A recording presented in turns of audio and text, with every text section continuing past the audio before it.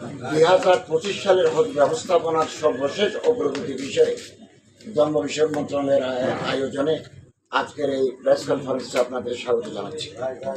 প্রিয় সাংবাদিক ভাইয়েরা, হজ ইসলামের গুরুত্বপূর্ণ একটি পিলার বা স্তম্ভ।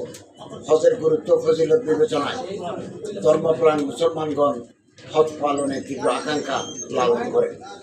হজ ব্যবস্থাপনার দায়িত্বপ্রাপ্ত মন্ত্রণালয় হিসেবে এদেশের ধর্মপ্রাণ মুসলমানগণ যাতে সুস্থ, সুন্দর, সাবলীলভাবে হজ পালন করতে পারেন সে বিষয়ে ধর্ম বিষয়ক মন্ত্রণালয় সর্বদা তৎপর রয়েছে।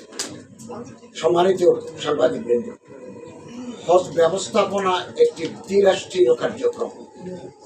হজযাত্রী প্রেরণকারী সংশ্লিষ্ট দেশ এবং সৌদি সরকারের যৌথ ব্যবস্থাপনা হজের যাবতীয় কার্যক্রম সম্পাদিত হয়ে থাকে। হজ ব্যবস্থাপনা সুনির্দিষ্ট কর্মপ্রক্রিয়ার মধ্য দিয়ে সমাপ্ত হয়ে থাকে, অর্থাৎ একটি ধারাবাহিক কর্মপন্থা অনুসরণ করেই হজের সার্বিক কর্মকাণ্ড সম্পন্ন করতে হয়। হজ ব্যবস্থাপনার প্রতিটি অ্যাক্টিভিটি সময় আবদ্ধ বা টাইম বাউন্ড। সৌদি সরকার ঘোষিত সুনির্দিষ্ট রোডম্যাপ ও সময় অনুসরণ করে আমাদের হজের প্রতিটি অ্যাক্টিভিটি শেষ করতে হয়। এক্ষেত্রে পিছিয়ে পড়া বা নির্দিষ্ট সময়ে কাজ শেষ না করার কোনো অবকাশ নেই।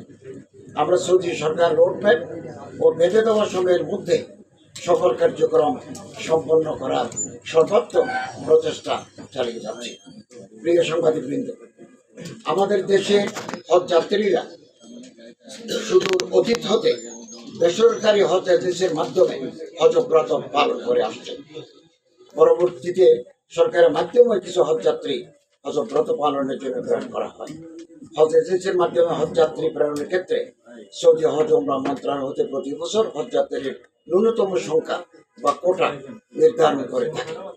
গত 2024 হজ মৌসুমে বাংলাদেশের জন্য এই ন্যূনতম কোটা ছিল 250 জন, কিন্তু 18 জুন 2024 খ্রিস্টাব্দে সৌদি সরকার 2025 সালের হজের হজযাত্রী কোটা নির্ধারণ সহ হজ কার্যক্রমের রোডম্যাপ ঘোষণা করে। এই সময় জানানো হয় 2025 সালের হজে বাংলাদেশের হজ এজেন্সি প্রতি সর্বনিম্ন হজযাত্রীর কোটা হবে 2000 জন। গত 9 সেপ্টেম্বর 2024 খ্রিস্টাব্দ অনলাইনে জুম প্ল্যাটফর্মে অনুষ্ঠিত 2025 সালের হজ প্রস্তুতি সভায় সৌদি হজ উমরা মন্ত্রণালয় হতে বাংলাদেশের হজ এজেন্সি প্রতি সর্বনিম্ন হজযাত্রী কোটা 2000 হবে বলে পুনরায় জানানো হয়। এই সভায় আমাদের দেশের হজ এজেন্সির মালিক বা প্রতিনিধিরা সংযুক্ত ছিলেন। সম্মানিত সাংবাদিকবৃন্দ, আমি গত অক্টোবরে সৌদি আরব সফর করি। এই সফরে গত 6 অক্টোবর 2024 জেদ্দায় সৌদি হজ ও উমরা মন্ত্রণালয়ের মাননীয় মন্ত্রী ডক্টর তৌফিক বিন ফৌজান আল রাবিয়ার সাথে অনুষ্ঠিত সভায় আমি তাকে কয়েকবার এজেন্সি প্রতি ন্যূনতম হজযাত্রীর সংখ্যা গত বছরের ন্যায় 250 জন করার বিশেষ অনুরোধ করি। আমার পুরোপুরি অনুরোধের প্রেক্ষিতে তিনি বিষয়টি বিবেচনার আশ্বাস দেন। মিনাতে তাবু কেন নিচ্ছেন না, ঘর ভাড়া কেন করছেন না? Why you are delaying this process? ওনারা যদি হজ কার্যক্রম বন্ধ করে দেন, আপনি যেটা আপনার মুখ থেকে যেটা শুনলাম, সৌদি গভর্নমেন্ট কিন্তু আমাদের উপর বিরক্ত। এটা আনঅফিসিয়াল কথা বলি, আমাদের কাছে খবর আছে। সৌদি আমরা যদি আরো বাড়াবাড়ি করি, সৌদি গভর্নমেন্ট বলবে যে 2000 has been imposed on you 2000, অথবা এমন কথা আমাদের এমন কথাও আসছে এবছর বাংলাদেশকে বাইরে রাখো, সিরিয়ালের বাইরে রাখো। তারা কি করে দেখি। আর যদি কেউ যদি হজে না যায়, কার্যক্রম করে, সৌদি আরবের বিলকুল কোনো ক্ষতি নাই। এবং কত আমরা বোধহয় 74 million Real we have been already remitted to the Saudi government.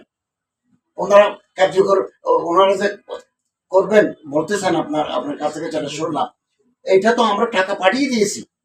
ওনারা যে হাজিদের টাকা নিয়েছেন 70 মিলিয়ন রিয়াল আমরা অলরেডি পাঠিয়ে দিয়েছি। আর ইরান, আপনাদের জানা আছে, ইরান বহু বছর যাবৎ হজ বয়কট করেছে। 6 বছর সৌদি গভর্নমেন্টের কোনো ক্ষতি হয় নাই, বরঞ্চ এটা বাংলাদেশের ভাবমূর্তি। ওনারা যে দাবি জানাচ্ছেন, এটা তো আমার হাতে বা আমার মন্ত্রণালয় থাকলে আমি 1 মিনিটে করে দিতাম। It depends on Saudi Arabia. এবং সৌদি গভর্নমেন্ট আমাদেরকে বারবার প্রেশার দিচ্ছে যে তোমরা পিছিয়ে আসো কেন, সবাই তো করে ফেলতেছে। এখন বলেন আবার সামনে উপদেষ্টা যদি এজেন্সিগুলো যদি এই হাব যদি এই পর্যায়ে যায় যে কথাটা হচ্ছে যে ওনারা তো প্রেস কনফারেন্স করে বলছেন ওনাদের সাথে আমাদের বৈঠক আছে, আমার সচিব মহোদয় বৈঠক করবেন, কিছুক্ষণ পরে করবেন অথবা আর একটু পরে করবেন। আমরা নেগোসিয়েশনে আছি। তো একটা কথা হচ্ছে যে একটা পাবলিক বক্তব্য লাগে, লাগে ওনাদের আবার গ্রুপিং আছে, ইলেকশন আছে, কারা হজ বান্ধব, কারা এজেন্সির প্রতি সফট, এটা একটা ব্যাপার আছে। আবার আমাদের সাথেও বৈঠক আছে। তো আমরা আশা করি ইন স্পাইট অফ দিস আমরা এই হজ এজেন্সিদের নিয়ে এবছরের হজ ব্যবস্থাপনা সুন্দরভাবে করতে পারবো। আমি সরকারি ব্যবস্থাপনায় যাবে, আমার টোটাল রেজিস্ট্রেশন হয়েছে 87,100। 87,100-র মধ্যে 5,200 জন সরকারি মাধ্যমে যাবে, বেসরকারি মাধ্যমে যাবে 81,900।